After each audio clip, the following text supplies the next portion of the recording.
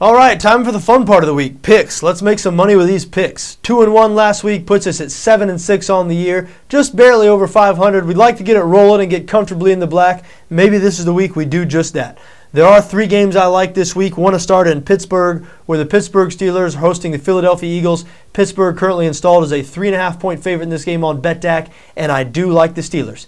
Listen, I know the Steelers are 1-2 on the year. I know their last game was a bad loss to the Oakland Raiders. Believe me, I watched that game. I was backing the Raiders. The Steelers defense looked very un-Steeler-like, getting shredded by Carson Palmer in that Raiders passing game. But they will be getting their 2 best players back this week. Troy Polamalu and James Harrison both expected to play in this game. Harrison hasn't played yet this season. Running back Rashard Mendenhall also expected back. But it's more than just the guys who are coming back. More than that, why I like the Steelers here this week. In spots like this Steelers team, and this is the same core of guys. Obviously, Mike Tomlin's still the coach there. So I think we pretty much know what to expect from this team. This team has been as tough as it comes. When you talk about a resilient team who, when their backs are against the wall, they can be counted on to respond. I mean, the Pittsburgh Steelers are that team. Their last 9 losses. The following game, they've covered the spread. That's right, 9-0 against the number. Their last 9 games following a loss. 9-3 against the number in their last 12 home games.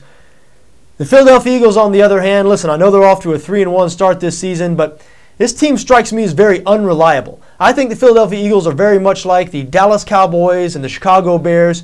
Good teams who can beat anybody in the league, but also inconsistent, unreliable, can lose to any team in the league. I backed Philadelphia last week and just pulled out a win. Had Philadelphia -1 against the New York Giants. Of course, they ended up winning that game ended up winning that game by 2 when Lawrence Tynes' field goal came up short at the end of the game.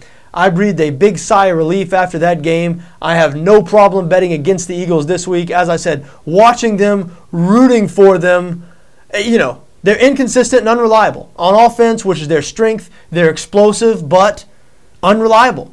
I expect Pittsburgh to really take it to them. Look for this Pittsburgh defense after a bye week to heal up and get healthy, and look at that film from that embarrassing performance against the Oakland Raiders. Look for them to really respond and limit this good Philadelphia offense. I think Pittsburgh wins this game fairly comfortably.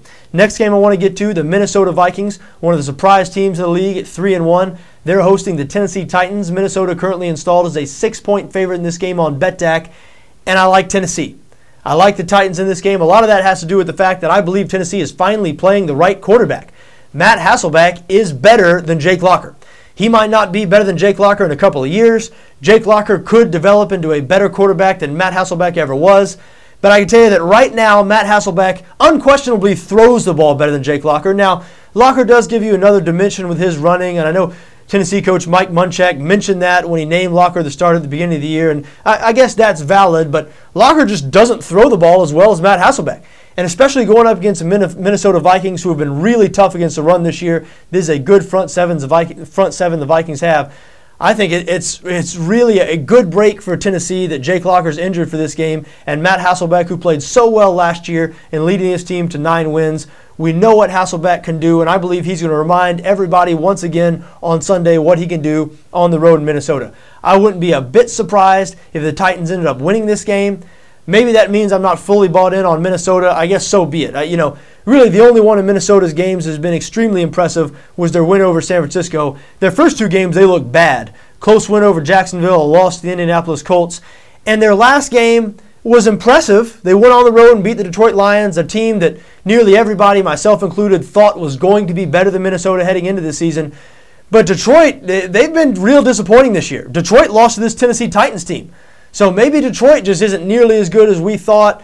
Maybe we should hold back before piling a whole bunch of praise on these Minnesota Vikings at this point based on them beating the Detroit Lions last week. The Detroit Lions just might not be that good. Now, that being said, I don't want to, I'm not insulting the Vikings. I'm very surprised they're 3-1. I think it's very impressive. They can stop the run. They can run the ball. Percy Harvin, I believe, is one of the best 5 or 6 wide receivers in the entire NFL, and I know not a lot of people will say that. Most people think he's sort of a hybrid slot type guy who's just a great playmaker. I think he is a great wide receiver. So, hey, I respect the Vikings somewhat, but I do think Tennessee is a good bet as a 6-point underdog here. I look for a close game. Those points could really come in handy. Wouldn't be shocked if Tennessee won this game outright. Final game I'm going to have a play on this week, the New England Patriots at home, a 6.5-point favorite on BETDAQ over the Denver Broncos. hey, Manning versus Brady. We've seen this before. The only difference is Tom Brady has his same old cast of characters around him, and he still seems to be in his prime to me. I mean, I've seen this New England offense play 3 times this year, and they seem to be as good as ever. I know they sort of laid an egg in that game against Arizona, that weird home loss to Arizona. But aside from that, this has been the Patriots team that we've seen in the past, the Patriots team that we expect to see, and the Denver Broncos do have problems in the secondary. I expect Tom Brady to exploit those problems, and I look for this New England offense to top 30 points in this game. Now, Denver, certainly they'll have some success. New England does not have a great defense. Peyton Manning has shown that he's still accurate in those short to intermediate passes, still obviously can get his team into the right play at the line of scrimmage. But Denver, this is a poor man's Colts. This is not the same supporting cast that Manning had those years in Indianapolis on the offensive side of the ball. And I know he dealt with a lot of bad defenses in Indianapolis, so it's still, though, I think coming into this season, a lot of people looked at the Broncos and they said, well, there's a division champ who adds Peyton Manning. And I think that was the reason a lot of people maybe overvalued the Broncos heading into this season. When you look at that team last year, yes, they won their division, but remember, they were 1-4 before they completely changed their offense, put Tim Tebow in there, and that led to them winning some close games. They changed their style of play, led the league in rushing with Tim Tebow. They kept that defense in a lot of games. That defense, people mistakenly were saying during that winning streak last year, look at this defense winning these games. That defense finished, 22nd, 24th in the league in total defense or something like that. Gave up more 40-plus points games than any defense in the league. So that defense really wasn't that good. It was the fact that Denver ran the ball so well with Tebow's quarterback, shortened those games, stayed in the games. That let that defense stay fresher, let Tebow win some games at the end of the season. So if that had not happened, if Kyle Orton had stayed the quarterback of that team, believe me, they would have been 4-12, 5-11. I mean, they were headed nowhere but the top of the draft before they made that change at quarterback and the change in offensive philosophy. So when I look at this team this year, they're changing back to a pro-style offense. Obviously, the Peyton Manning pro-style offense is much different than the Kyle Orton pro-style offense, but to me, it's not like Manning taking over some powerful division champion and, just adding Peyton Manning to that team. It's closer to Peyton Manning taking over a 5-11, 6-10 type team. And I think that's what we've seen through the first 4 weeks. We've seen the Broncos beat some teams they're better than. Now, Pittsburgh, it was a good win in week 1, but certainly Oakland last week, they're better than the Raiders. But in the 2 games Denver has lost, they've been dominated. They were down by at least 20 points in both of those games. And I think this week is the same scenario. I think Denver's just going up against a team that is better than they are. I expect New England to win this game fairly comfortably. So there you have it, my 3 picks this week. Pittsburgh minus 3.5 at home. Tennessee plus 6 on the road. New England minus 6.5 at home. I wish you the best of luck this week and whatever you decide to do, just so long as your interests don't conflict with my interests.